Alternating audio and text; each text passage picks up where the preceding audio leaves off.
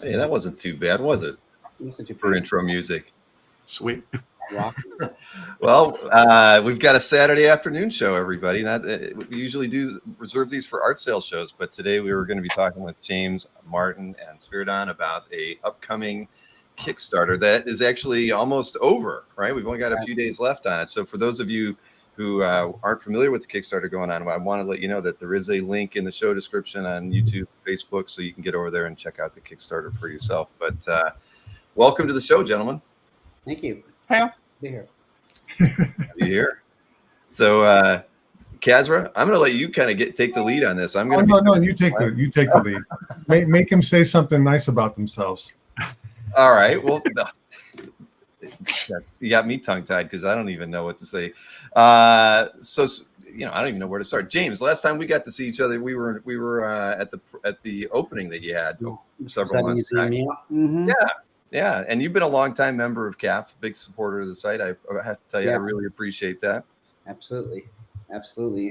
James at OAX too. Just Bill and I didn't get to spend a second with them. Yeah, well, he stopped by a little bit. It was so crazy, right? The con was really successful. So it was great. It was a great convention. I highly suggest anybody. Big plug for that. If you get a chance next year, it's going to be crazy. So it was really one of the best cons I've been to. So thank you. I didn't bother talking to you or George because I'll just come down to Sarasota. Yeah, exactly right.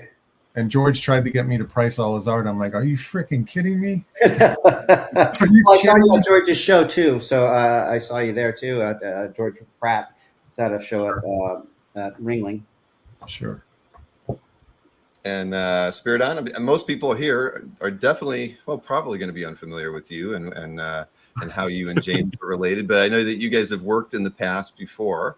So give us a little bit of background about you. Yeah, James found me somewhere like in the mud while I was drunk, and then he was like okay, no. I actually have no freaking idea. How did we get to talk? Like he literally just cold called me, as it were, right on the internet. It's like, hey, was it like that? Yes, and it's like you should do a book. I'm like, oh, really? And then you started talking, and it just kind of started to become a meeting of the minds, and we seem to be coming from similar places, and we're kind of simpatico on a lot of stuff. So it was really Spiridon that spearheaded the whole thing. And I have this trick that I use usually. I'm talking to people, and then I'm like, "Do you have an art book I can buy?" And then they're like, "No," and I'm like, "Well, do you want to make one? Do you want one?" No artist has ever said no to that. Yeah. Well, it came at a prime time because I had just, I had just been teaching, so I had retired from the movie industry, as it were, and was starting to build a body of work. And I'm like, what should I do with all this stuff? And it kind of came at a perfect time, Yeah. So how long have you been making books, Spiridon? That's I'm curious. I've been making books. I mean, I've been working in tourism before I came to art books. While I was also working as an illustrator on the side, like most people do, right? Like at some point when you come to art, you're always like, yeah, I want to be an artist. And I want to do this and that.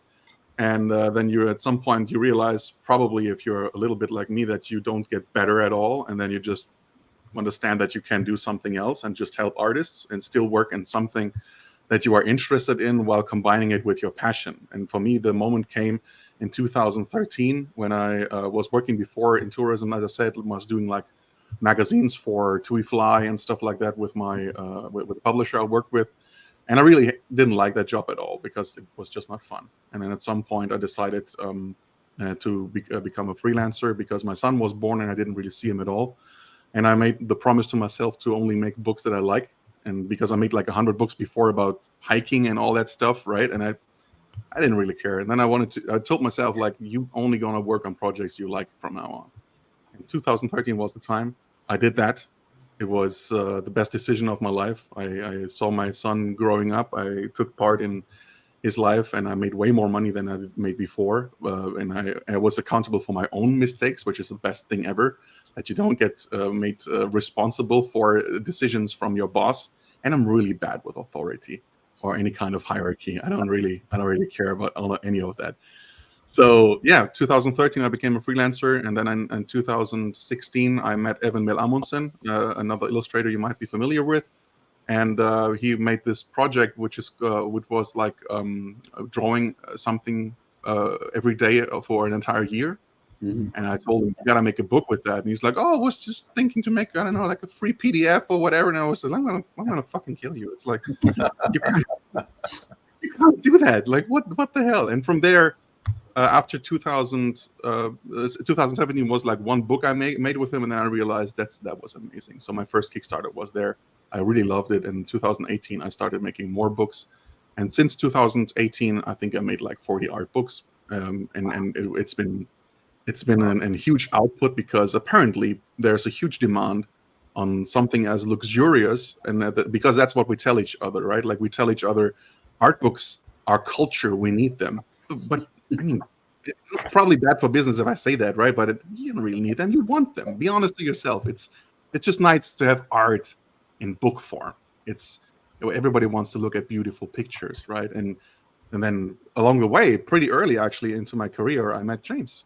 And I saw his work on Instagram, I think, and we got to chat about this. And I'm honest, like I just said it's like a pickup line that I have, but I meant it. I wanted to buy a book of the guy, and he didn't have anything, right? And why the hell didn't you actually? Like, yeah, what? And one of the things I realized too is that a lot of artists that do their own books, they suck. The books aren't very good because, sorry, I mean, I'm an illustrator. I'm not a designer. So I can illustrate at a high level, but if you can't design at a high level, don't design your own book. Sorry. But that's where all of a sudden I'm like, all right, well, I got somebody that knows their shit. And hopefully, they can design a level I can illustrate at.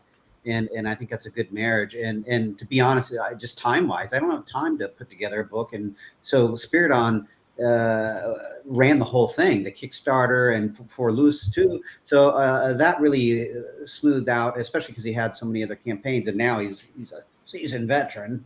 So that really makes my life a lot easier, and it makes me I can just concentrate on the art, right? Because that's what artists want to do. They want to focus on art, and they just want to give everything away, and then they want to have a nice product.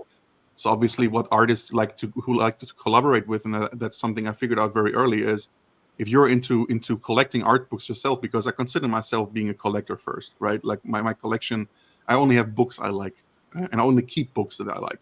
And with that in mind, I'm only thinking about making the books that I would like to buy. I'm sure you guys would totally agree. Like if you sit down, Kasra, for you probably it's exactly the same. Like you want to exactly.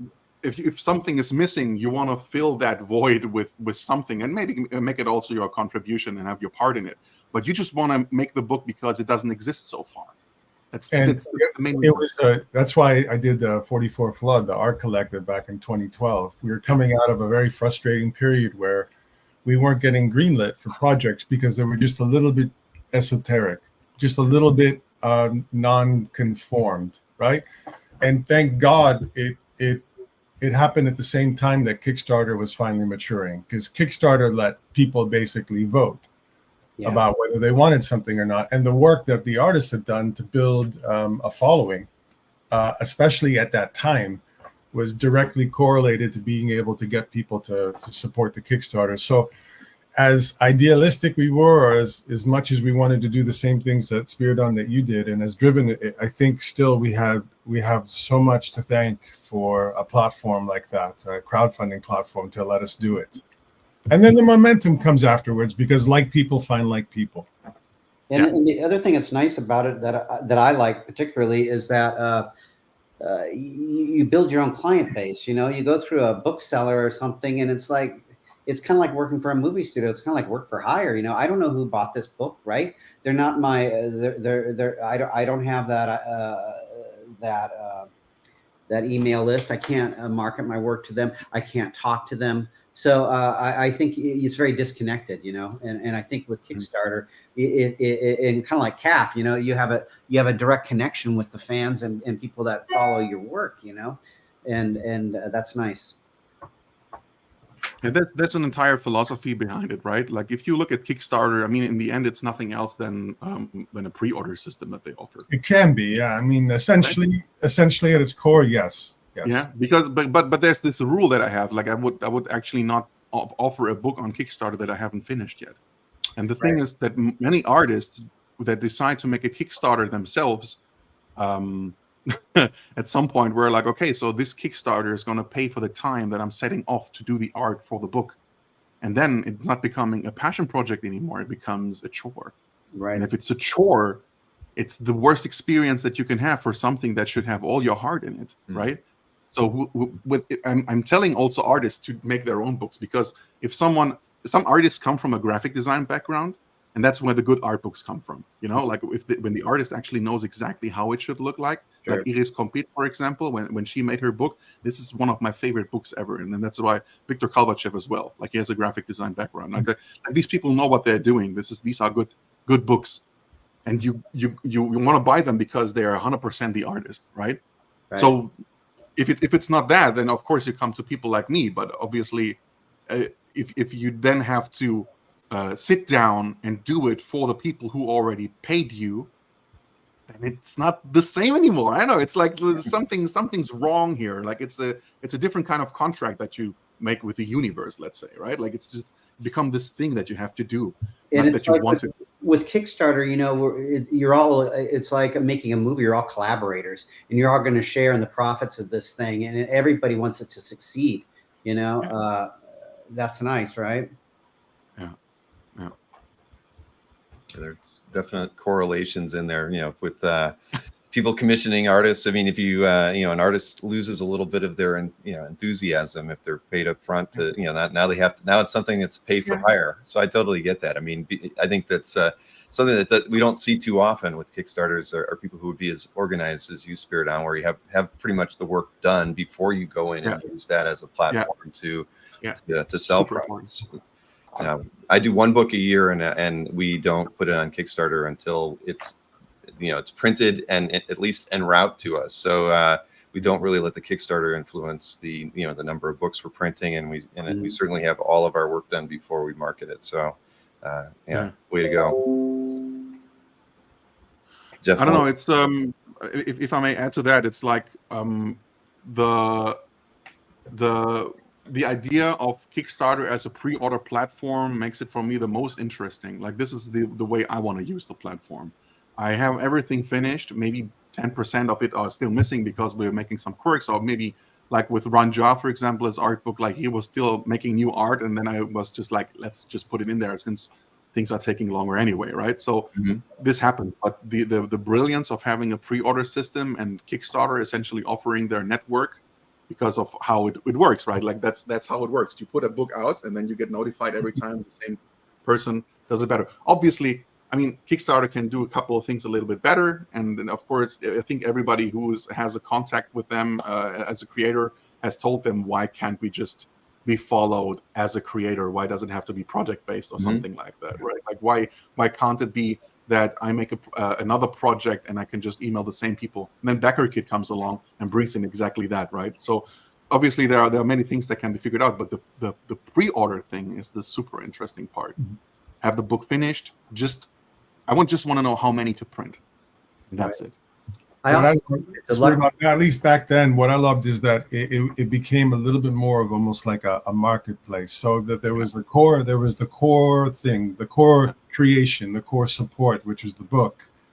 But the other things that we could offer, obviously being able to do very elaborate limited editions, of course, right? And the slip cases, but the prints and the sketched editions, the painted slip covers, the meetups, the gallery shows. We actually tied them into gallery shows. I came up with a pre-buy system for art and solo gallery shows and tied them into galleries in the Kickstarter.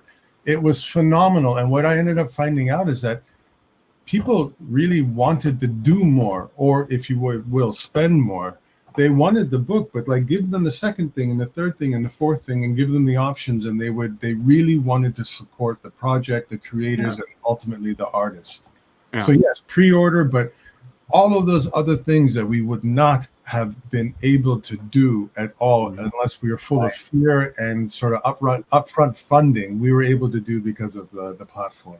Yeah, the deluxe, the slipcase edition to me is like the most interesting part of the Kickstarter. Look at this thing. Look at this beautiful thing. Yeah, right. Lovely. Yeah. Yeah, I mean that it's so cool, right? You're not gonna be able to buy that in a bookstore, right? And it's got extra stuff, and yeah. One of Spiridon's books. Yeah, that's the sweet spot that I figured out eventually. James is absolutely right.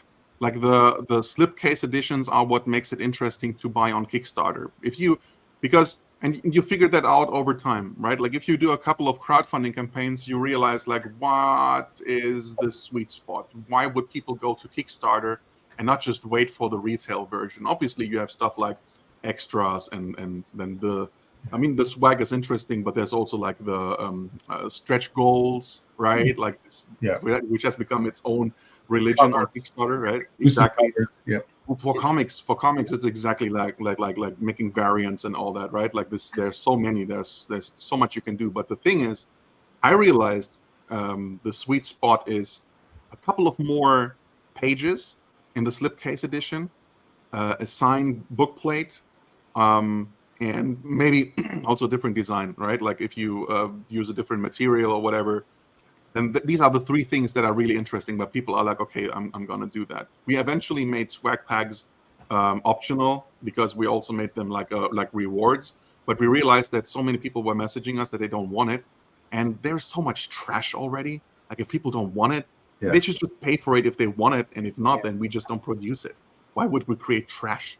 Right? I like what you said too about Spiridon and I were talking the other day about I see people do these Kickstarters with little tiny books. They have like 40, 50 pages. They're soft cover and stuff. And what did you say, Spiridon, about that? It was interesting, and I agree fully. It's like you call it a zine or something. It's like if it's not gonna be a hardcover, it's a book. Yeah, it's a zine. It's not an art book. For me, when you just put out something only in soft cover, and I might be a bit of a snob when I'm talking about that. But again, I'm also a collector. If I'm buying a book and it's called book, and I don't want a brochure by definition, right? If it's just a soft cover, then why would it's an art book? It has to be protected. It has to be something. It has to be heavy, and it has to have content. It needs to be. I mean, that's like Blood was a book where I really tried to see like how far can I go. This was a good one, Bastien Lecoq de Ham. I actually meant to ask you about the paper on this. This is exceptional paper, the interior. I found the perfect paper, and I'm only using that anymore. It's the Arctic volume. Arctic volume. That's what Luce is doing too, right? Sorry? Yes, I only print with that. This is with that too. And from a certain point, I only used these. There were a couple of books where I used offset paper because it was just the nature of the illustration. Sometimes it looks better if it has like a lot of sketches and stuff, and it's more interesting, right? But this paper is good because it has the right amount of not glaring, and at the same time the blacks come out well. You have good contrast. It feels not 100% matte, but towards matte, and glossy just overwhelms too quickly. But you like the saturation in the blacks. Exactly. And this one was in Turkey? Yes, we produced this with MUSE. We also made a couple of books with them. It's pretty. I'm gonna be honest. It's expensive producing there. Like you only do that with a couple of books actually. I guarantee you, it's more expensive in West Virginia. Hey, I've seen the printing prices in America, and I don't understand how these businesses still work. Because Germany I thought Germany was already expensive, but printing in the United States is insane. I'm not surprised everybody goes to China, right? I can't blame them. Of course, obviously they have to make their money and everything, right? Like it has to work, but I wonder why. But this is the first one I saw in Turkey. I've seen obviously like Eastern Europe, Croatia, Canada, many places, South America, Ecuador, but not Turkey. So I'd like to talk to you about this at some point. Yeah. I don't care that they're expensive. If they're reliable and the shipping's okay, then that's pretty good. Because they'll ship directly to Caurette, right? Yeah. I can connect you to Ufuk Sahin. He's the person. he takes That was care the of it. sweet thing about working with Caurette too, is the shipping on those books. That was like a game changer. Like I wouldn't have been able to do that. I don't know how many euros it is now, but it's really a good deal, right? Out of France. Yeah, I mean, it's France has this amazing thing going, which is called livre brochure, and livre brochure is a specific rate that they have specifically for sending brochures and books, right? So you can have untracked shipping for something like, I don't know, $5, depending on what you're sending. Sometimes less, sometimes $3. So James' book we could send in Europe, like with a heavy book, right? Like what is it, 3 kilos or something? We could send it. I don't know how much it is in whatever you're counting in it. I don't know, gallons per freedom or something. I don't know. It's 3 kilos. So we're sending this book, and it's something like, I don't know, 15 euros. What is it? Like which is nothing. It's on track. It's essentially a cultural law with sort of broad space. Yeah. God bless the French. We have a couple of really good things going in Europe when it comes to selling books. It's like when in Germany, where I'm located, it's also that we have this thing. How can I say? It's like it's called Buchbindungspreis, which means like the price of the book has to be the same anywhere where you buy it, so you don't go to all kinds of discounters. It's essentially it's to protect bookstores, right? Bookstores, so the same thing applies in France. But the thing is, Taschen, which is a German publisher in Cologne, they do sales sometimes. Technically, sales shouldn't be possible in a country like that. What they do is they say, well, it's only like damaged books, because these you can sell. They come in pristine condition. It's like, or you're fooling for so many years. Like, it's insane. There's a way around a law if you're creative like that. That makes sense. Yeah. I feel like I'm talking too much, right? No, good. Thank you. Yeah, you've got a family event going on. The more you talk, the first bit, the better. But should we talk about James's life a bit in art, at least? Just a little bit of a background on this guy. That's really. I don't care, James. Yes. I'm sure you don't. Well, where do you want to start? How about after you graduate?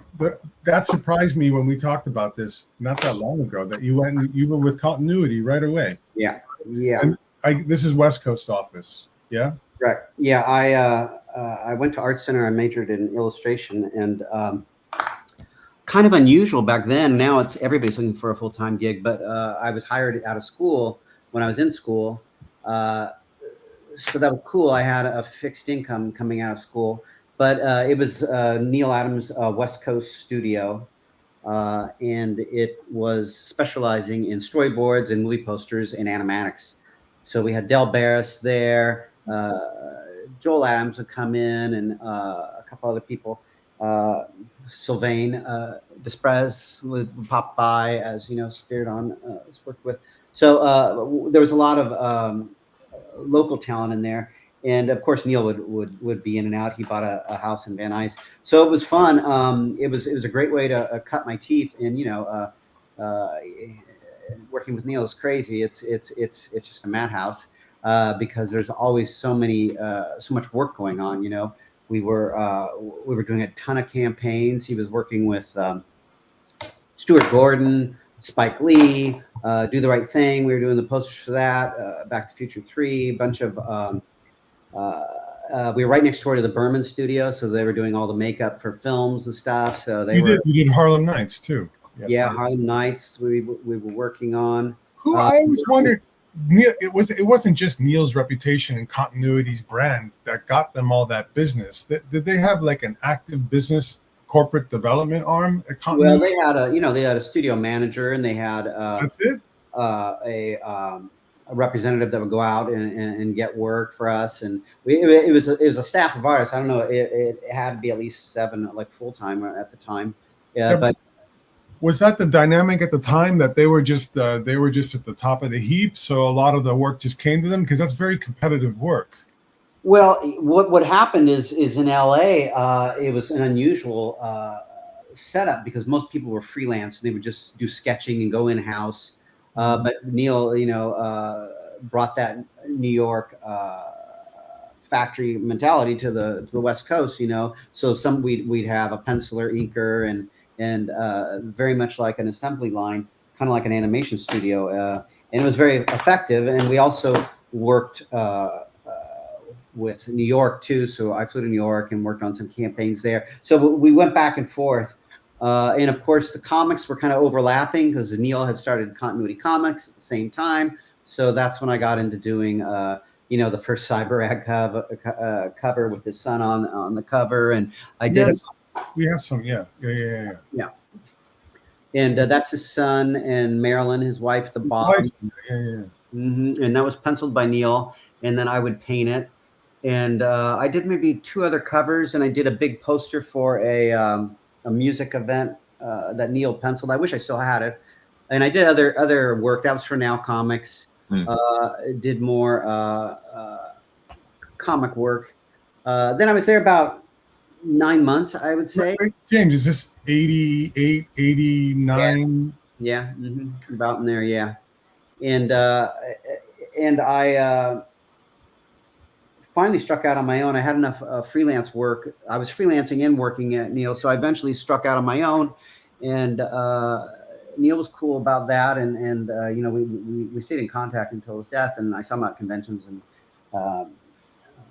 until recently, of course. And Epic Comics, Hellraiser. So I was kind of cobbling together, like gig work. I was living in Hollywood, doing comp work for movie industry, illustration,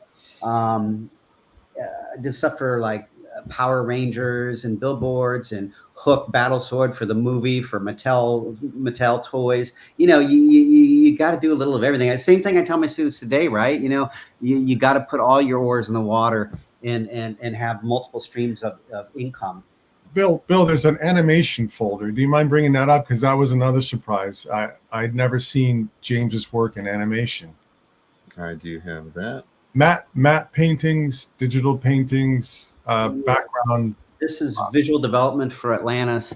So when I was freelance maybe 7-8 years. I got married, and it's a crazy lifestyle, as you know. You're sleeping until like 2 in the afternoon, and the advent of the computer had come, started to kill all that sketch work, right? Except for very rough, loose stuff. And my wife's like, you got to figure out something else because this lifestyle's crazy and it's too up and down. And right then, a Lion King had come out. So, when I came out of school, animation was like the nadir, right? That was like Scooby-Doo. And, it was like Great Mouse Detective was starting to come out, and there was starting to be some quality, and Little Mermaid. But it wasn't, nobody really wanted to go into animation when they got out of school for the most part.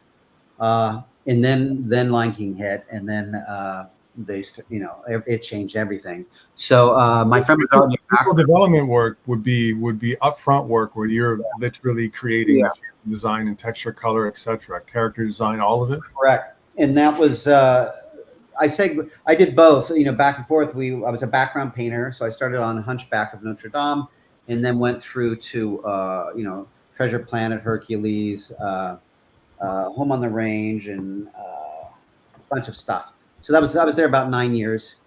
Then I worked in live action for a little bit at Rhythm and Hughes, the last family-owned visual effects studio in LA. They were famous for getting the Academy Award for the movie Babe, So I worked on Around the World in 80 Days, Cat in the Hat, doing matte painting. That was kind of a gig in between Disney and DreamWorks, and another Atlantis. Did you know Bill Ray back then, or did you know Bill? Yeah, we knew Bill mostly. We never worked together, but yeah, we'd have lunch and stuff sometimes at DreamWorks and go out painting. So nice. Yeah, that was fun. This is gouache again. This is in Atlantis. Marcello Vignali did the layout, and what was I going to say? So then I after Disney, about 9 years of matte paint, background painting, visual development. Then I went to DreamWorks, and then I was there the last 11. And this is how we trained at Disney. This is a gouache painting. This is a stroke-by-stroke copy of an original Disney background. It has to be stroke by stroke. If it has a spit mark on it, has a tear on it, it's got to be done. Of course, these guys did this, at lunchtime after they had a few martinis in 1940 or whatever. But I had to like replicate all those cloud shapes, and so these spontaneous things that happened that you have to make happen in gouache. So it was really weird because we had to mix it in vats, right? So if you get the right color and match it, you have to mix it in quantity because you need to reuse it, right, throughout the whole painting. So I got really good at mixing. I was like, but James, was this? Did you accept that strictly as a challenge, or was this really oppressive? It was oppressive. It is funny because I just had my supervisor, Lisa Keene, who is at Disney right now. She's been there for 35 years, I think, something like that. She was the production designer on Frozen and on Lion King, all this stuff. She trained me in gouache, just like the old guys. Nobody worked in gouache, of course. They worked in acrylic, but she wanted me to have the experience, and I thank her for that today because it was painful, but it made me be decisive. This is digital from Treasure Planet. So that was our first movie. They were dealing with deep canvas on tars, and we were playing around with that. But this is the first all digital Disney film. That was in Photoshop, I think, or Paint. I think it was a proprietary software. And I tell my students, everybody gets very much into dither about the technical aspects of all this. The reality is we had a bunch of old timers there. Most of them did not want to. Some of them just quit. And some of them are like, all right, I'll learn Photoshop, right? But literally within a month, they were able to paint paintings that look like traditional paintings. So it's like, it's just another tool, right? And my point is I always tell my students is that you have to have the traditional chops to translate to digital medium, So I wonder, do you ever go back to something like that? Like, I mean, I know what you're doing right now, but do you ever, like, just for fun and for yourself, do something like this? I was just talking to somebody about that the other day. Aside from school where I have to do digital demos and stuff, I don't touch any digital media.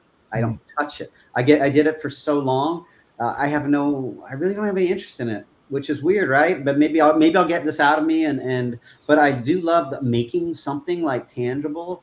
I mean, I loved doing the work, but I knew I was just bumping pixels together, and then it went into the ether, right? So I like creating a tangible piece of something. And it's weird, but yeah, I don't like doing it. Even I think I had to do some digital work on a movie a project I was just working on, a documentary project. I did like 15 paintings, so I had to do some digital stuff, and that was my least favorite part of it. I like working traditional. Can we bring up Mr. Easy-Go-Lucky's? I don't know if I have admin right now, Bill. Thank you. Mm-hmm. Did you work with Steve Beck over at Rhythm and Hughes? He also taught at Art Center. I don't know. Maybe I was only there for about 8-9 months, so I didn't know a lot of people. Nobody really talked with James there because they didn't like me. It's the same now. Did I tell you the funny story about Rhythm and Hughes? It was supposed to be just like a couple-month gig, and then it kept getting longer and longer. But I was in the back, right, of the studio, and it was old school. They made lunch for you, and it was like a family. But I noticed my office getting closer to the door. Very end, I was right at the front door in the skinny office, and the directors would come in and scoot in behind me, right? And I'm like, oh man, I'm on my way out, aren't I? It was like that, and you have these harbingers of things to come. And when I was at DreamWorks, I knew I was on my way out when they gave us all. I've been there fucking 11 years, I don't know, and they gave us a big box. I'm like, what the fuck is that? So I go look at it. It's business cards. James Martin, matte painter. I'm like, oh, fuck, we're all getting fired. And yep, there we go. 350 people. Bye. So, yeah, that was funny. I was just going to ask Bill if we could make some before we went to Heroes and some other shows. Well, I keep those business cards, and so people I don't like, I give them to them. So, DreamWorks. There's probably some bastard at DreamWorks is like getting my calls going, who is this? That's fucking funny. Yeah, you don't want to get a business card from James then. No, you don't. You did. I think that folder too, Bill, has that beautiful painting you did for Alien Resurrection for my hero, Genet. Can we show that? Can we just show the clip real quick? And then how big it is. Let's realize what a star we're talking to right now. This man. This thing is in gouache too, so all that training at Disney helped Turn the wrong way. Yeah, So, this one was at the Frazetta Museum. Yeah. That was a referral from a friend that was in the movie industry, also named Jim Martin, by the way. Some of you may know Jim Martin. He was he's on a long list of live action films. Anyways, he referred me to that, and Jean-Pierre Jeunet was a hero of mine, you know, with Delicatessen and all these great movies. So I went to the lot, met with him, and he was very unhappy because he was working in Hollywood, hated it, said, I will never work in this, you know, this town again.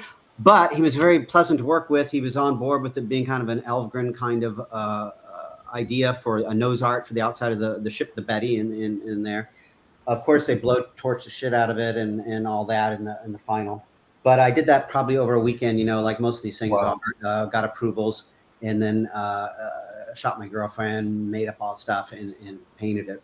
It didn't make sense. They hired him. He'd only done Delicatessen and City of Lost Children before that. Right. And then boom, they give him this big property. Yeah, it was interesting. But after that, he went on to create some great films. So I'm glad he didn't stay in Hollywood. So yeah, of course, yeah. A Very Long Engagement is still such a great, unbelievably underrated film. Yeah. But that being said, I told you I don't work digitally, but it's kind of insane. If you're an illustrator and you're not working digital, I mean, it's pretty stupid. I mean, because doing changes and stuff are so much more difficult. But conversely, and I think I talked to Spiridon about this, is like, I think my work looks different because of its traditional nature, you know? So I think so. This terminal and final I thing. see Malcolm's out there. Good to see If you. you can't get that video to work, Bill, it's no big deal. But there's a I Birdman. do. I can't.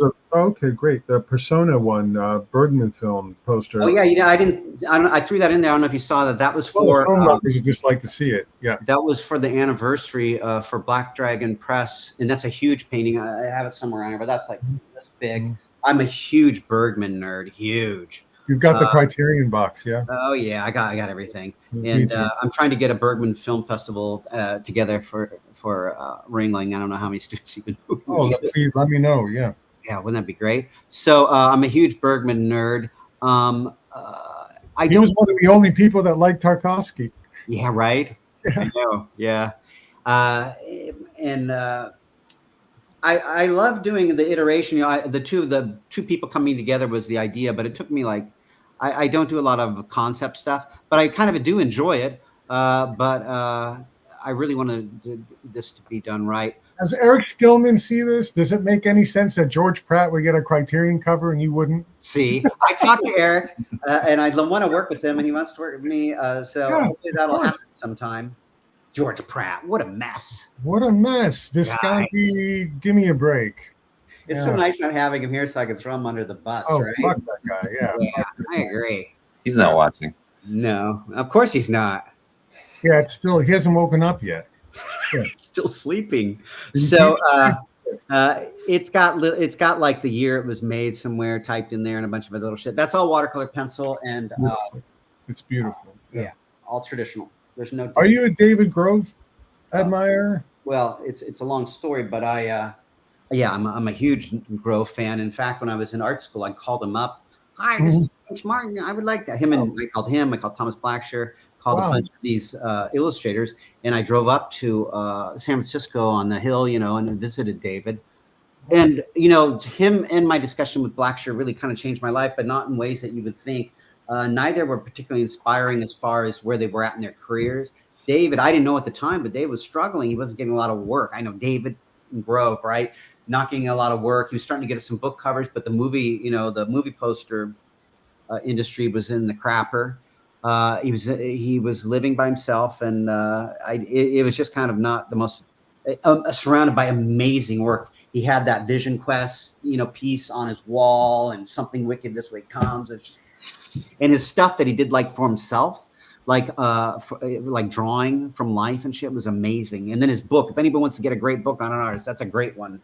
An illustrated life. Yeah, he's a total bohemian guy, right? Lived in Paris. You'll look at Bill Sienkiewicz differently after you look at that book. Right. Yeah. So that was fun. And then I visited Thomas, and kind of the same thing. You know, top of the heap in illustration, but not happy where he was at. So I'm like, I'm gonna make a living with art, but it's not. I'm going to always do my own work, and whether people decide to buy it, that's great or not. But the last 20 years, I didn't put it in there, but I was mostly a plein air painter.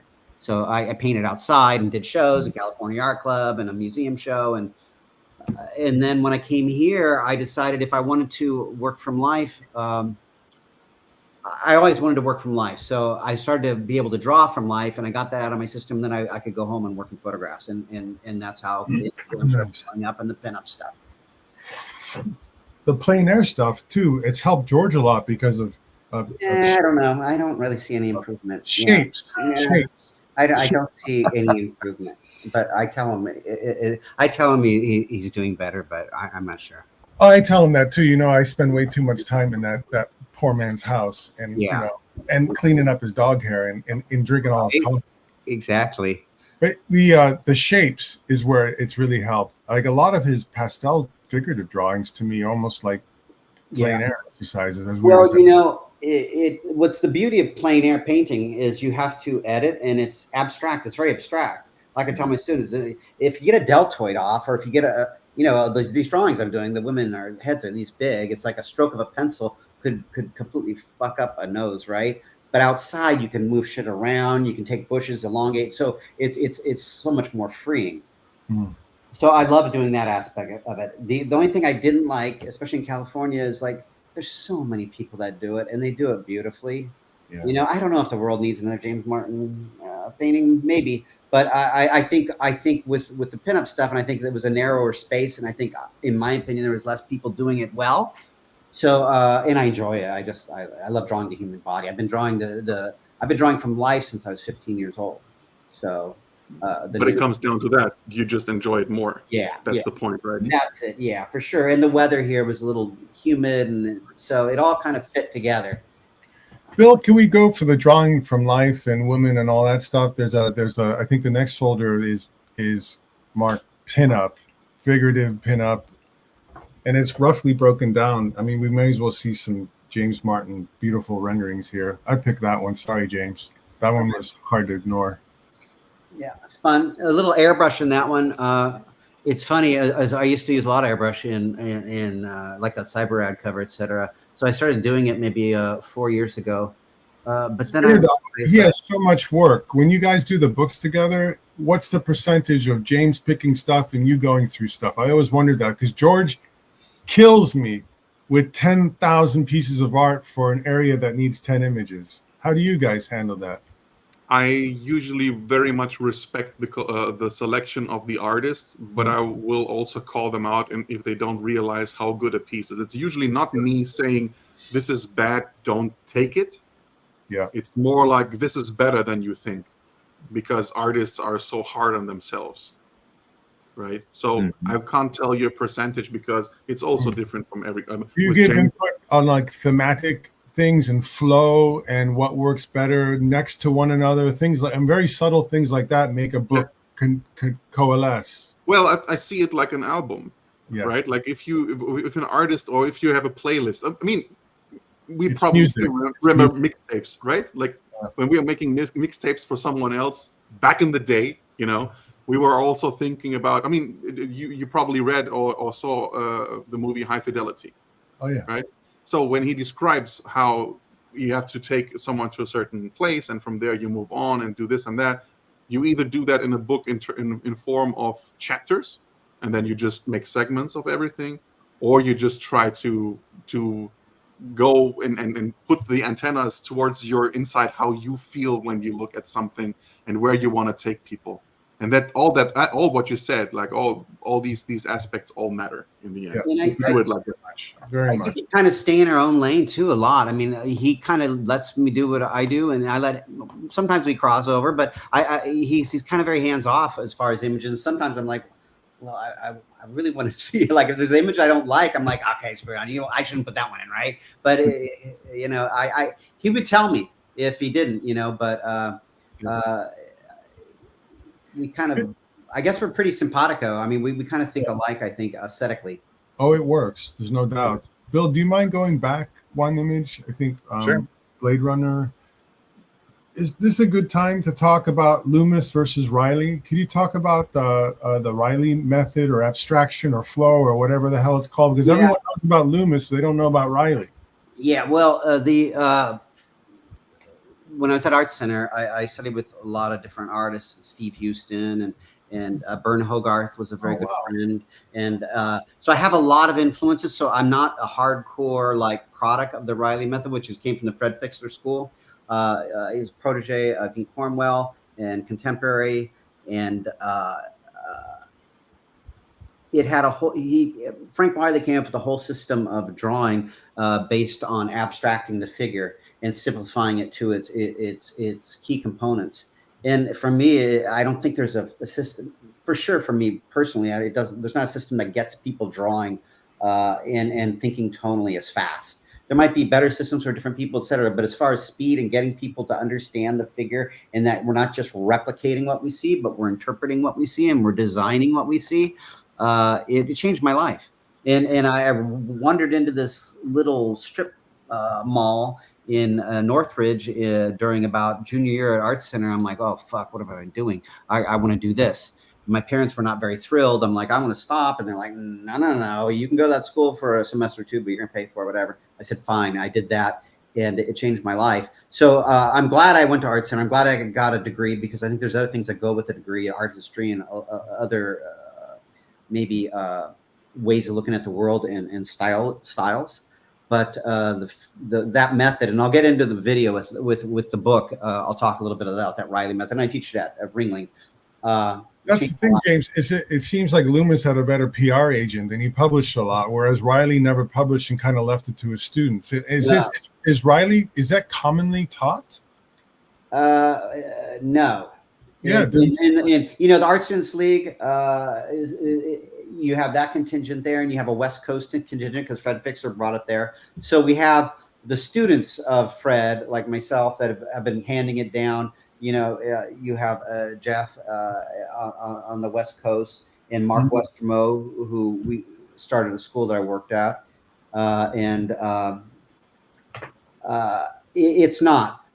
So I don't think it's a dying thing because you see YouTube videos of it and stuff. But most people that haven't picked it up from the source, I don't think they understand that it looks very technical and it looks stiff. It was anything but that. It was loose, almost sloppy loose when Fred did it, and it was beautiful and abstract, and it just kind of came together. So you have to see somebody do it, and you're not going to be able to just do it from a video and learn it in like a day or two.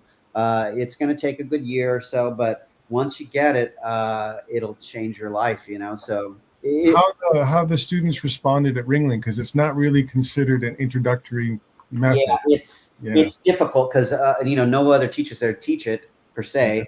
So I kind of do a Riley Light method, right? So I kind of expose them to it. But again, I have a lot of other teachers that I can talk about. I work with Dan McCaw, like I said, Steve Houston and Bern Hogarth, and so I can wrap other things into it. But for the ones that are interested in it, I give them more material and help them learn more about it on their own, but you need to see somebody do it. It's like figure drawing, figure drawing online is fine, but man, you got to do it from life at least a little, and with somebody that knows what they're doing and watch them do it. There's no real definitive Riley method book, as best as I can tell. I've seen them, and I know, no offense, but most of them are pretty awful. And right. and I thought of it, but it's like it's not. Market. You'd have to see a video of it, if anything. Yeah.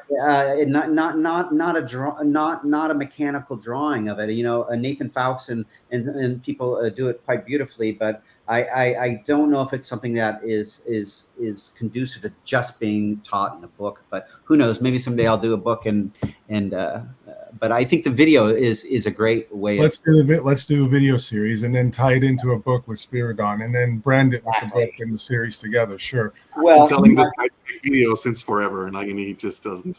Oh, beautiful. I think in my old age, which is very, very, very, very far off Spiridon. Super far. I've seen this guy in person. The old man. This guy's a second-degree black belt in Brazilian Jiu-Jitsu. He'd kick your ass in 5 seconds. Can we? I know. I know. Can we go to the women folder? I'm sorry, I'm speeding it up a little bit. No It's worries. 2:50, and we need to get to a Spiridon folder here after this one. That's all right. Right. Did you go through the women folder too, Bill? Or no? I don't think you did. No, I'm going to grab that right now. Let's impress the audience. Let's go to the heart of the matter. You gotta send the kids to bed down. Yeah, there's a little. If you're on an 80-inch television right now, Yeah. look around your shoulders. Yeah. Yeah.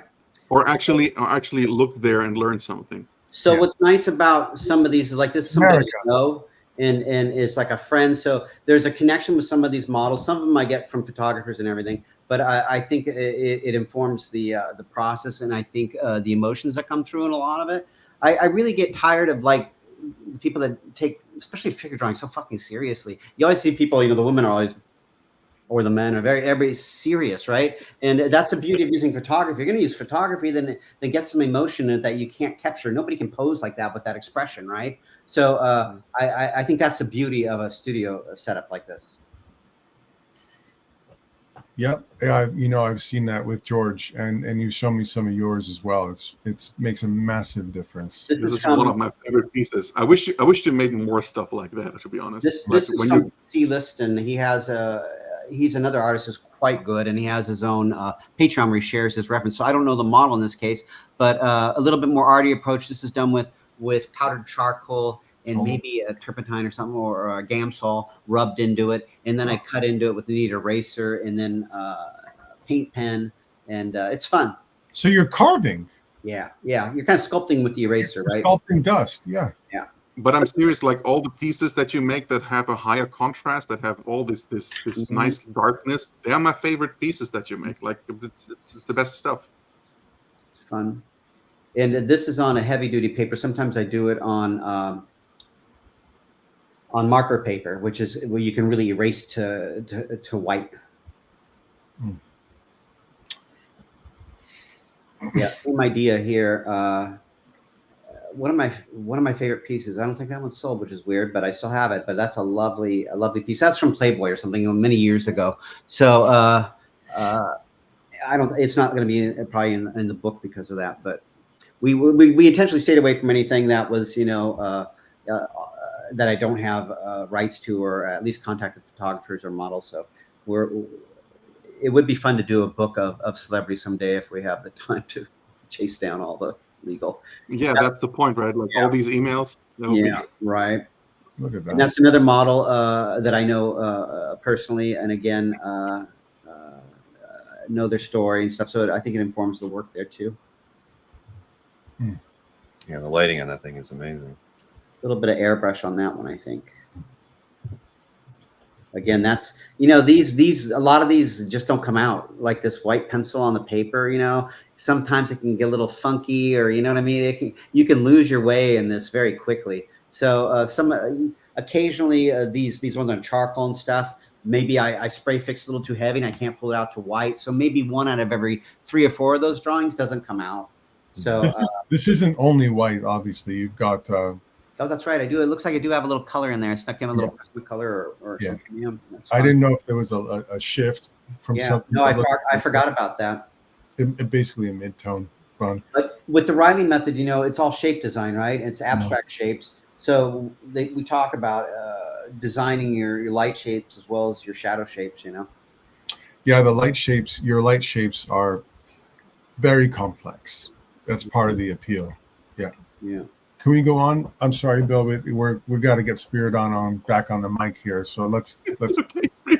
Forgive me, ladies. We got to go through you pretty quick here. That's lovely. There's obviously an eye for the original material. That's beautiful. Yeah. Yeah. Again, a model I know, and so a shoot like this though, I'll probably shoot maybe 3,000 photos. Yeah. So I'll come up with maybe 20 that I think are good. And maybe it'll be the first hour or so before I start to get shots like this, so that it warms up a little bit and has a looser feel. I'm a terrible photographer, and I don't. It doesn't matter because I can fix it in post, as we say in the film industry, right? So that's okay. Quantity. You make hair drawing here looks so effortless. Yeah. It's insane. Yeah, the hair here is great, but it's that right arm, left pinky, and how angular it is too. That really helps. I don't know why that helped the hair pop more for me. I'm sorry. Can we keep going, Bill? We had a speed. I think that was the last one in the folder. Yeah, thank you. Yeah, Natalie Wood. That's all. That's mostly airbrush and Prismacolor. That's kind of like the Drew Struzan technique, where he blocks it in with acrylic kind of out of focus, and then uses Prismacolor to bring it into focus. So that's kind of the Drew technique. I did a lot of movie sketching, so a lot of my preliminaries were maybe for Drew or somebody else for the finish. Wow. Wonderful. I mean, that's a real quick overview. There's a few other stuff for James, but we've got a folder with some of Spiridon's work, some selected books and works. And I mean, Bill, this is simple. Spiridon can just talk experiences and what have you, and we just bring up a folder, load up all the images, spend 5 seconds on each, and we'll go to the next book. But you can get an idea of the diversity of the design work, the artists he selected. Thank you for this one, especially. This one I couldn't obviously pass. This is phenomenal. I waited for this for a long time. He's one of my favorite artists. I've been pressing him for many, many, many years to do it, and he just, I don't know, it took a while, and I think it's also it's also part of this artistic kind of insecurity. I'm not saying he was insecure in particular, but everybody is just doubting themselves if it should be there. But while I'm saying that books are important and everybody treats them like tombstones, but in the end, it's just a collection of prints that were glued together. So don't take the medium too serious. It's just everybody can make a book. If the first one isn't good, just make another. Yeah, And we're talking to an art collecting audience, and I know overwhelming majority of them are book lovers and beautifully designed book lovers and art book lovers, particularly, of course. So I'm sorry, Bill, thank you for doing this, but do you have that first one up? I think it's Abomination from Bjorn, who I think was in the chat earlier. He's right there. Oh, there he is. Okay. Yeah. Hello.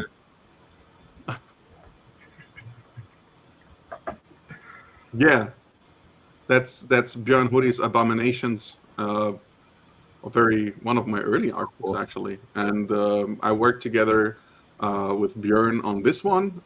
With what can I say? It's like a little bit of text, a little bit of stories. Björn is an amazing designer. He's probably the best creature designer and monster designer that I know. He's worked on over 100 games. He's an actual real veteran. Has worked on everything. Has the spectrum of stuff he touches is just absolutely amazing.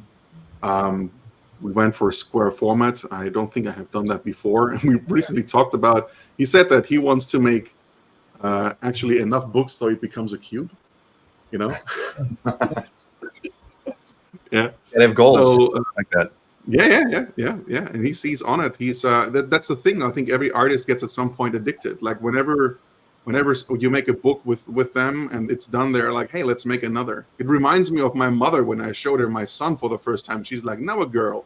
Like some people just don't get enough of it, right? Like it's like they're like a shark smelling blood in the water or whatever, and then they just make another. Our family, we just have fraternal twins, and my mom shuts up for a week before she asks for the next one. Yeah. There you go. There's a bunch of images, Bill. You can please skip through. Yeah, that's plenty. There were, in the Abominations folder, there were only the three. Yeah. Yep. The next. The auto has a couple more, I think. Yeah. So which one is the next book? I know. The next one is the Bastion book. Let's talk about that too. I have another one of Björn in there actually. That's why I can't wait for it. Okay. Sorry, sharing it this way. Yeah, no, it's all right. I mean, so these books, they all matter to me. Like if you go to a specific art book to any kind of publisher, you usually have something where you are like, okay, this is from them. You understand that the design is in a specific way, and there's always something that you can recognize. And I find it more important to give the artist essentially I'm working a bit like a profiler. I'm looking at I'm trying to look into James' head and figure out what he would do if he knew what I know. And then every book becomes something that is a bit unique. So you're adding a frame to a painting. These images, by the way, are done by Viktor Pushkarev, who's also in the chat. He did also the type designs and the ornaments, also on Björn's book. And also the title on the recent new book from James, the LYS one. Victor did the tarot with you as well, from what I remember. That was beautiful. Yeah, he's amazing. So Bastien Lecouf de Harm is a good friend of mine, and he's a really amazing artist. And working with him on the book was also something that was kind of effortless, because we share the same taste for darkness and in art. And obviously, it helps when you vibe with someone. It's like when you, I think. Yeah, there was this thing that the singer of the Red Hot Chili Peppers said, that when they got John Frusciante back, he said it's like this kind of telepathic flow. And I like to come back to that, when this expression, because it's like that, because you sometimes, and it's also similar with James, like when you say something, you make a proposal for something, how something should look like. And then the artist is almost like completing your sentence with what could be done. And then it's like LYS very much went like that, right? I mean, I felt like, with the cover and stuff, it wasn't like there's no debating going, oh, we'll go with dark. Yeah, I like dark. Okay, well, yeah. And it's like I don't even know which one of us had the ideas first, but they flow very quickly, right? I mean, if it's with the good ideas, they usually come from me. So but I can answer that. I come up with the bad ideas, though, right? The only thing we bad ideas. The only thing we took a little bit on was the writing on the front, but everything else was pretty much done by itself. We're like, okay, special edition dark, yeah, dark. Okay, so what about this? We went through the couple of drawings. He even made a couple of them, and then we always were like, it's good, but it's not really. And then we ended up taking the one that we have there. With Bastien's book, it was super interesting, because we did a white book, and we were always like, oh, we do want to make a red one. Are we going to make a white one? So we actually have an edition that was only made a couple of times, which is the red one. Yeah, and it's the same material as the red is not really picked up by the camera properly. It's the same material. It's the same like a canvas almost. Yeah. So everything is just red.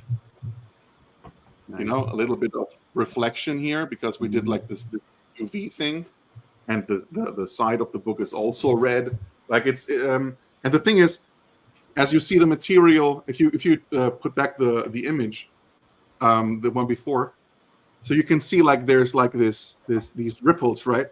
With the red one, it looks like the armor of Dracula in the very old man. Wow.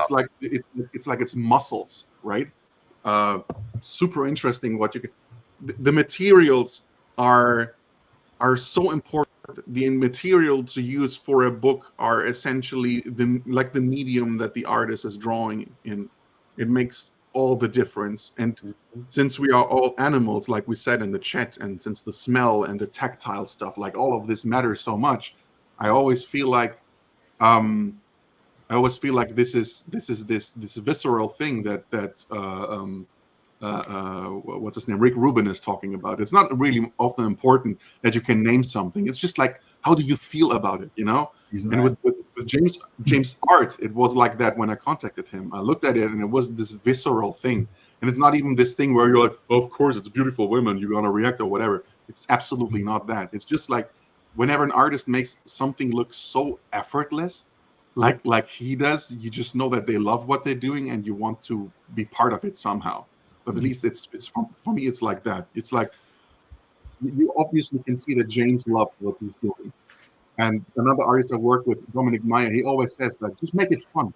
You'll be fine in the end, as long as it's fun. Right. I think the next folder is with Victor. It's the Codex project, the Tarot which I completely missed. It must have been, maybe it was during the pandemic, because I've collected tarot for 25 years. I'm gonna send you one. We'll do a trade. Yeah, I'll send you a few books, please. That would be fun. Of course, sir. The Codex Obscurus was an idea because everybody was telling me, make your own spectrum, because they had issues with it, but I have this rule where I'm like, I don't really want to do something that already exists. So what I did was I made a collection of a specific topic and wanted to make it also more about the collection itself. So it wouldn't be like a soft cover and all that stuff. And it's not going to have, I don't make collective art books that have art that has been seen before, because I don't think that is interesting. If I can just go to someone's gallery and just flip through it, and then it was a bit different with Evan Mel Amundsen's book, because he has so much story in it. But with James, it's the same. Like, there are pictures in there, obviously, that we use that aren't really seen or haven't been noticed, at least. And with books, it should always be like that. In collective art books, I think it's even more important, because there's just one piece by every artist. So why not have it a new one? Why would I take the one that is already existing somewhere? So the idea was to make a book about witches and sorcerers and all that stuff, but all tied to the mythology of the countries of the people where they come from, or at least where they're interested in. So Victor was the right person to contact about that, because first of all, when you tell Victor to do something and find something out and do it in a certain way, he will dive in. And he did so much research on tarot and on top of it, because I said I want to make a tarot deck. There are the shit. Cool. Because it's a this isn't mimicking a woodblock or linoleum cut. This is actual, with gold foil. Yeah. So Victor works in linoleum, right? Like, he's cutting and making lino cuts, and he made all these prints essentially himself. So some of these cards he did by hand, and other ones he could do digitally in the end. But they're all like kind of based on something that he did with his hands before. So he also did like the print pressing at home, and we are going to probably make a full tarot deck. We have been talking about it because this is the Major Arcana, but we also want to make like a full one because people have been asking for it. I really like just tarot decks because of the stuff on them. I don't really do anything with them. I like cards. I have so many magic cards here. Yeah, I like the content. Like the prior card, Bill, I think that was Saint Jerome with the lion with the thorn in its paw. It's very, very, very famous, very important. He went into it and created a new writing, which he called Glarunica, which is a mix of runes and the Glagolica writing and the Cyrillic. And he essentially invented an entire font writing, and with meaning and everything. Everything there is a symbolic thing. I mean, tarots are not as old as what we see there, but he made it look like this, like tarots are from like, I don't know, like medieval thing, yeah, right? Tarocchi from Italy, yeah, exactly. Right. So it's like, it looks like this super basic and important thing that everything else is based on, but it's actually not. And that's where also he makes it again look very effortless, right? That's a fantastic project with a accompanying book there. Okay. And that's also printed in with the same guys that did the book with Bastien. Perfect. Yeah. So it's it turned out thicker than I thought, and they did some good consulting also on the materials that we use and what we can do with the gold and everything, because there was. I mean, if you have the right printer, books like that can't really fail. Like it's those little details are what make it, though. And that's the thing. Like somebody that like Spiridon, an experienced designer stuff, I don't even know about a lot of this stuff, right? So if I was self-publishing my book, right? I mean, he opens up a lot of avenues for creativity that I wouldn't know about, you know? Yeah, no, sourcing printers and materials, and then widening what you can do from the design it takes years. That's the part of it that really takes a long time. And it's trial and error. You know, you can really lose some money, and you can get your ass. This is so funny.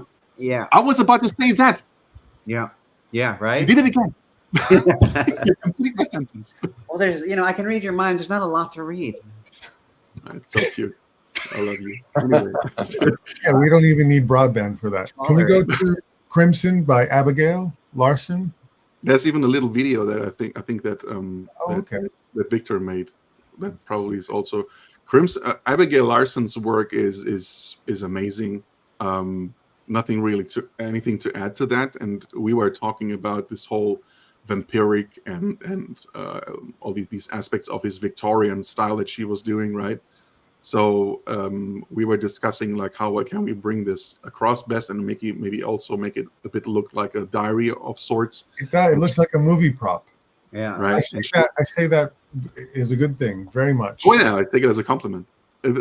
So Victor and her, she did essentially the stuff, and Victor vectorized it, added his writing, and all of that, and it ended up just being like this red hot foil press on the front, with black edges on the paper. Like again, I'm a sucker for details like that. That's what we want to do for loose, right? If we get enough, if we get enough people buying it, then obviously it would be nice to also have this in this book, in the special edition. This was a really successful book too, right, Spiridon? I mean, this actually from the single books that I made with like the monographs that I made, it was the most successful one with over 2,000 backers. Like the other books that went over 2,000 were the porn hardcover. Like the adult art that I made, these ones were the ones that went really well, and this one went really, really well. Did she do drawings in this? Is that the invitation with this, or is this just a mirror motif? So I made this especially because I said, if you ever find a backer that comes to you and wants to have it signed, you sign it in there.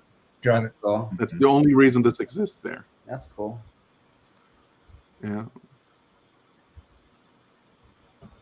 Yeah, she's amazing, and it's such a unique style also, and she's very like she's a sucker for Rackham and you I mean, obviously it's the best. She's one of these artists where you really can see like it's something unique and something that she's doing herself, and even though you notice the influences, they just don't matter.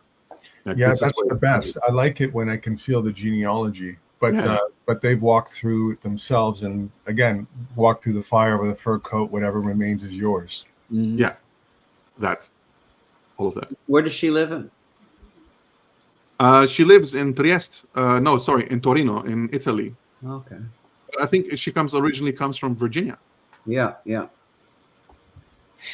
Good for her. Yeah.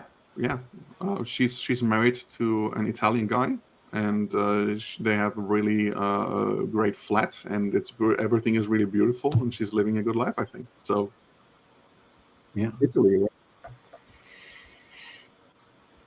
So we've got next we've got Obliscura by Alex. Obliscura. Yes. Yeah. Alex Konstad, again a project. I don't even know if it is it. Is it the first book that I made with Victor? He did. Victor also worked with me on this book, and Alex Konstad created this entire universe with stories and this other dimension essentially dripping into ours, writing a little bit to each thing, like essentially just like Evan Amundsen also did, right? Like many artists do it like that. It's like a narrated art book. I love these because they give me room to do a bit with typography also, and it's not just art. And Victor did some amazing work, as you see. Like Victor did all these designs that you can see in the back. He based them essentially on the creatures that Alex Konstad designed. And then we used them all for the book. A lot of work went into this, and it was also a successful Kickstarter. What is the Como show? That's the Lake Como. Lake Como, yeah, okay. Yeah, I was going to call Malcolm. It's like if Malcolm didn't make it to the OAX show, but at least in the United States, that's going to be the premiere show for illustration and comic art, I think. Yeah. So you see on the left side, you can see like what we did with what Victor was creating. That's cool. He did a lot. For this. Spiridon, Malcolm did ask earlier if the Dorian Vallejo book, I think the one of his sketches, is that the one that's not out yet? Is it? He asked whether it was ready or out or. Oh, good. You've got an advanced copy? No, it's already. You can actually start buying it on Liberdiste. Beautiful. Nice. This is the again like a super fat book, right? Did Caurette do those? Yeah, I'm gonna have them send you on that. Those are awesome. And this is the premium edition that we did, and essentially, you have again a gold cut. that came about for the dinner I had with Dorian too. You know, talking about doing his book, and he did one. And I'm like, you got to talk to Spiridon, and look at the quality of that book. It's freaking crazy. That is lovely. Thank you. Yeah, Dorian's work is fantastic. I've seen him exhibit at IX a few times, and yeah, I mean, the scale of some of his paintings is majestic. They're huge. And he's such a nice guy, right? Yeah. And what I like is those are the drawings too. Honestly, I'm sorry, I prefer his drawings to his paintings very often. That's a must-get book. And there's one more folder, another one by Bjorn, Oro, I think. Yeah. Yeah. So we were thinking about what to do with everything that he was making with Abominations, right? But the natural conclusion was to create a world, the own IP, and that is essentially there's Oro. I think he says it in Swedish always. I call it Oro, but he says Oro. Uru. And he had this really cool idea of making it essentially a book that you can read from two sides. So what we did was we created this a premium edition of that, as you can see with the silver cut, and you have like you have two it's too bright. Okay, you can see it. It's like silver. Yeah, and it's also silver on black, right? Cool. And you can read it from both sides. You can go ahead and just read like the light side, and it's again like a bestiary, or he's explaining like the creatures. These are the creatures from the light side, from the good ones. And then you flip the book, and you can read it from this side where you have all the bad guys, right? Do they meet in the middle? Is there something in the middle, I wonder? Of course, I was thinking so hard about what to do. Yeah, we did this with the book called Lust. The resolution of the vice, the virtue, is the centerfold. That is, hold on. So essentially, it's like that. Yeah, black and white. Silver. No, it's actually just white. Is it? Yeah, that design is beautiful too. Yeah. That's Victor again. It's like sacred geometry. Yeah, Victor did a lot of work with this. It always comes down to who you're working with, and you know, if I ever have to give a eulogy to Jean-Christophe Caurette, I'm gonna tell everybody how he explained me something about art books that is just the best thing. He said, and I thought at first it was a critique. He said, "It's so weird. People always say it's my book, no matter what they did, right?" And then I was like, "Yeah, okay, it was about because I always say my book, right? But it should always be our book." But he's like, no. He says it's a good thing. Like you have the artist, you have the designer, you have the publisher, and you have the proofreader, and then you have maybe someone who did the cover or whatever, right? And everybody says it's my book. Mm-hmm. There's hardly anything that we have that makes people feel this kind of ownership and also responsibility about something. So everybody wants to make it the best. And that's something that, I mean, books do that with you, right? Like they bring out this thing about you want it to be yours. And so it's like a cheesy sentence to say, but you become part of something bigger, right? Every time you like work you said, though, maybe not the same with a publisher, because it's like it's not the same. That's what the Kickstarter gives that ownership to everybody, you know, and that's why I think Kickstarter is so much more collaborative in many ways. Yeah. So I showed you this book earlier, and we have a couple of images that Victor made of the standard edition, which you can see here in the images. It's that's also Oro.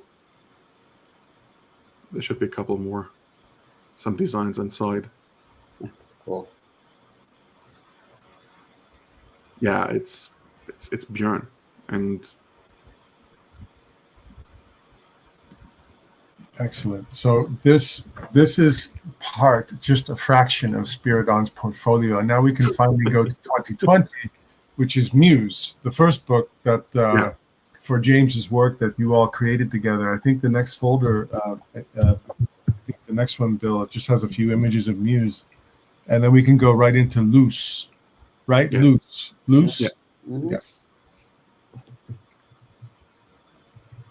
I'm going as fast as I can. It's almost there.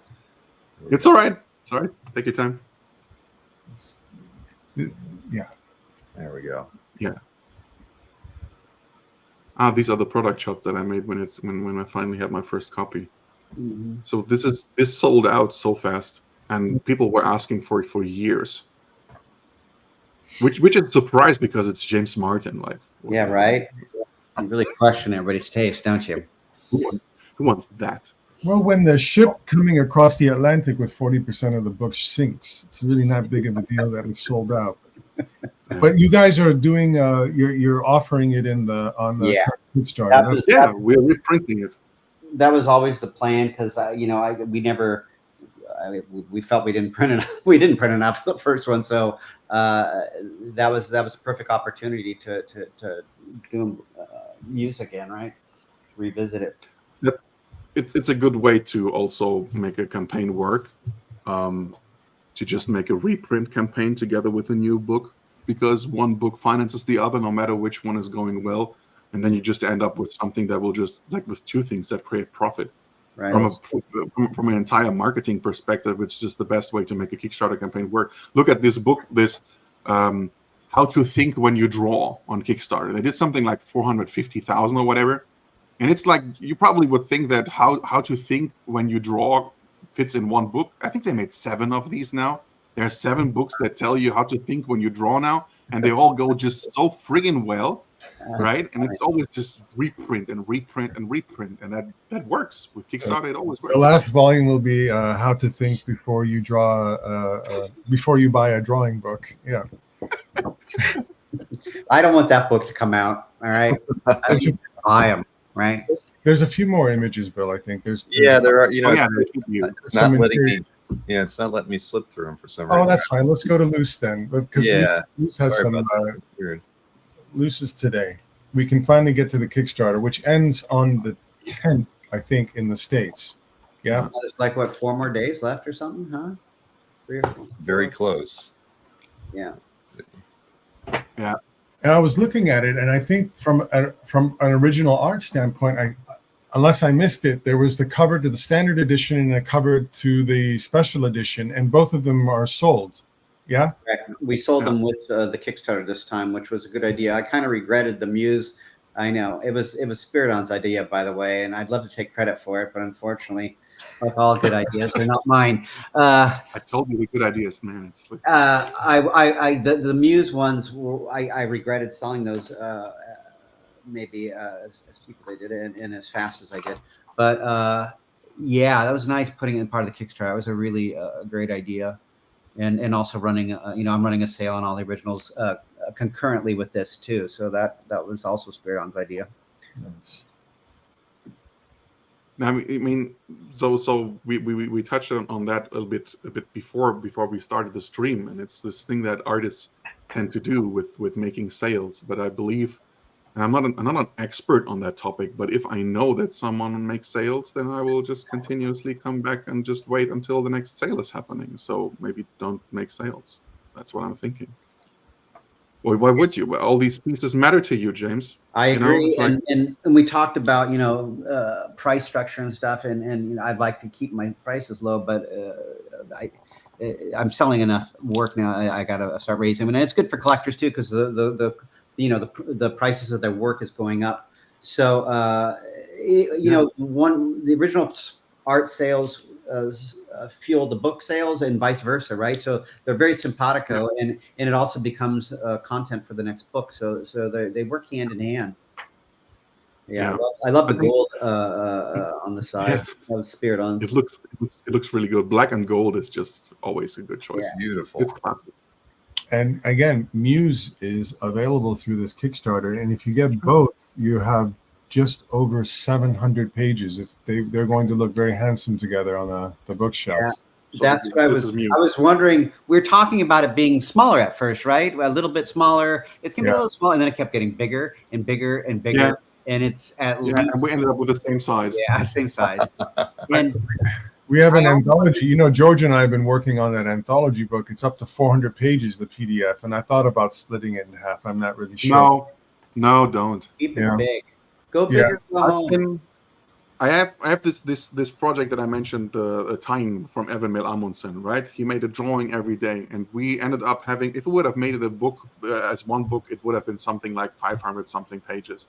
And now we made the Redux version of that we totally edited, and we took out redundant stuff, added new stuff, and now it's going to be one book, and it's going to have something like 450 pages like Bastien's ones. And the thing is, me personally, it makes me happier to have a book like that than split something. Yeah. So here are the Muse images. I like a big book. Oh, especially with something based on an annual, something that happened over a year. It's almost a must. Yeah. Yeah, these are all from Muse here. No. Oh, that one. This is that's from the new book. Yeah. It's going to have a lot more variety of models than the first one I noticed, Spiridon. I was just looking at it. It's like 10 times the amount of. I've been working with a lot more photographers and stuff, which is really artistically been really fun. This one also will not have as much type. Yeah, like work in progress stuff, like step by step. It's less introduction and less instruction. It's more art book. Yeah, there's a lot more art in this book. The Slipcase edition will have more of the step by step and the life drawings. 16 pages more of that. Yeah. I'm looking forward to it. I don't know. Again, like I said in the beginning, right? Like I just make the books that I want to buy, and I really can't wait for this one. I don't know. I'm a fan, James. I told thanks. I told Spiridon, it's like at the beginning, it's like I wanted it to be better than the first one. I mean, that was, I thought the first one came out really. I was very happy with it, and as we started compiling it, I'm like, yeah, I think we got something even better this time around. So that was good. So I feel good about it. Wonderful. Congratulations, both of you. And there's the team from Caurette. That's Jean-Christophe Caurette and Marine Charmasson, my partners in crime. Yes. How many books has he published? A ton, right? I have no friggin' idea. And then you throw my shit like in between, and it's just becoming even crazier. So, but it's again what I said. It's like we are all addicts. Yeah. You don't unless you're Taschen, you don't really make art books to become rich. You don't. You get by, right? Like this is why you do it. You don't really get rich with something like that. It's just because you love doing it and because you can't help doing anything else. Like art, right? Like artists. I mean, it's the debate that we're having right now, and it's also was part of this talk that I gave in Finland at an event. It's this: why do we create, right? Is it a career? Or is it because we can't help ourselves and not do anything else? It all circles back into this. I'm sorry to bring it up, the AI debate, right? Like, what is it? Like, if the career is not happening anymore, why do we keep to create? Why do we want to make things? Like, people start asking themselves again. And I think that I'm not going to say our generation because I don't know, I'm 40. I don't know how old you guys are, but since I'm 40, and I wondered why am I doing what I'm doing? And I realized that many people who started doing creative work probably did something before in our generation. Yeah, like they probably. I worked a bit in like factory stuff, right? Like I did another job as well. Like I also went into business school and wanted to do other stuff, right? And at some point, someone decided to just go into the artistic direction, and now people have to ask that stuff themselves again. Am I going back to a different job maybe because things are not looking good in the market? And I think it looks even scary. It looks scarier for students because they don't have this thing. I know they're all freaked out about AI and you know, and it's going to be hard to make a living. I'm like, it isn't fucking easy being a lawyer or a doctor. It's all hard. So might as well do something you love, right? Everything's difficult. You know, that's what Jim Carrey said. Difficult. Right? Everybody would do it. Did you know this thing about Jim Carrey when he said why he became a comedian? And he said just like his father was also super funny and he also wanted to become a comedian, right? And then he decided to go for a stable job and a stable income and everything. And then one day to another, the factory closed, and I didn't have a job anymore. And this job that looked so secure to many people, and this is the reason why so many people don't go into a creative thing. They were just like, it's not that safe if you think about it. Everybody calls it a safe job and safe. It's not. Not really.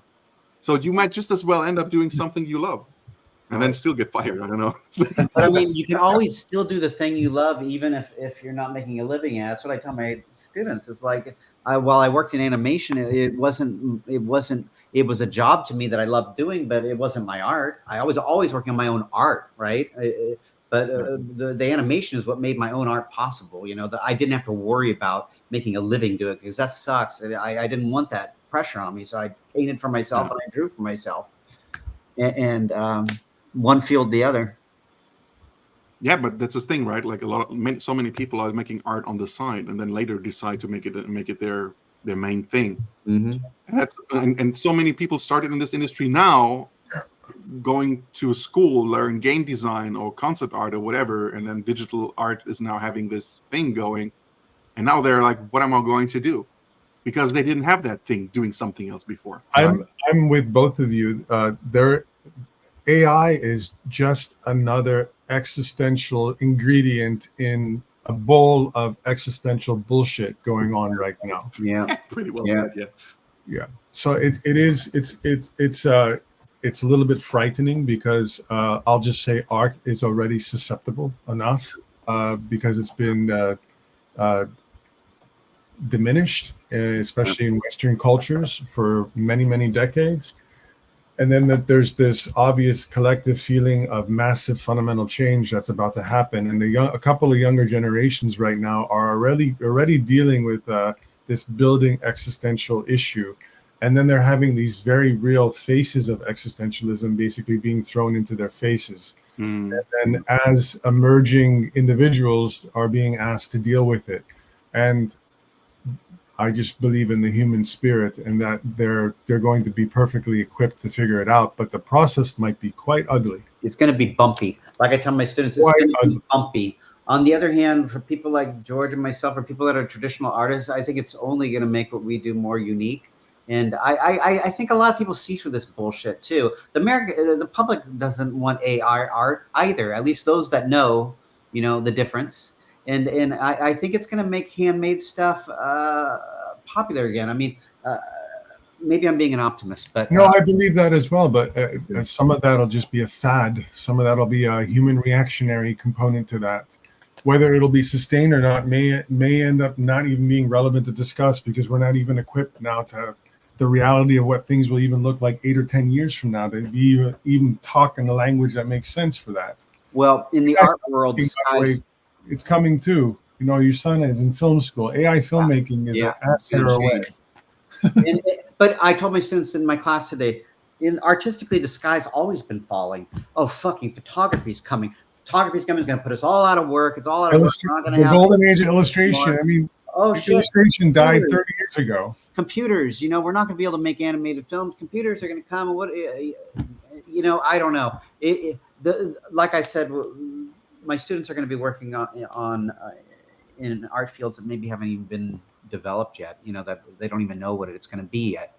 So they just got to be prepared for it. You got to be, I think, critical thinking. I think it's going to hurt a lot of the lower mid-range, like photoreal kind of art and that stuff. Some of that stuff's going to be kind of made to go away. This is the thing for about, it feels like 20 years straight, almost obsessively, the collective we have been generating images like mad, like we're going insane with the number of images that we're generating. But are we making images that say something, that move us, that show us something new? And when they are they basically just completely swept away with just the mass of what is being generated? There might be a thing with AI, and talk about hopeful. It may make us focus on the essence, spirit, soul. What is it that you have to say component of art in a more meaningful way again? Then that's quite a challenge. Yeah, that's as computational as it gets. it could also become something like a hipster thing, like you buy a typewriter, right? Like it's like that's the thing I'm afraid of, right? Like that people are just like, I have this fucking piece from James Martin. He did it with his hands. Can you believe it, man? It's amazing. Remember that movie? Remember Judge Dredd when what's her name sat down with Sylvester Stallone and they put like the little helmet thing on and Yeah. basically had sex and he's like, yeah, what you want to have sex? And they were like, I think about that scene a lot lately. Yeah. I don't know. I'm gonna run for barbecue. Thank you, Spiridon. Pleasure. Very Thank nice you so much meeting for you. inviting me. Have a good chat, guys. Bye. Wow. Take care. See you. All right, James. Finally, we got rid of that guy. Oh, Yeah, we're done. that guy. I actually got a typewritten letter yesterday. Did I'm you? trying to find it because it shocked the shit From a out of me. lawyer? No, it was one of the art buyers sent me a check. It was paid by check, and it came in, and it was a typewritten letter. And Maureen looked at it, and she's like, "That's fake." I'm like, no, look, it's literally the zeros were punched out of the paper. That's hilarious. I don't know where the heck. How cool is that? Right? It was unbelievable. I think the last one I got was probably from a lawyer. Yeah. Wait a minute. Yeah. When's the last time you wrote a letter for that matter? Oh, I do that. I still do that. I do that all the time. Here, I just purposely prove it. do that. Yeah, look at it. Wow. That's There's actually holes punched in this thing. nice. So yes, With letterhead. Wow. with letterhead. This was from the gentleman who we've seen in the chat named Dr. Balls. So, Dr. Balls. Yeah, he didn't. Awesome. Yeah, he didn't take. What was that line? He didn't go to med school for that long to be called Dr. Balls. Something like that. Exactly. But no, it was amazing. I've never, it's funny. You forget what a typewritten letter or page looks like, and it was a joy to actually get that. There's Still adult.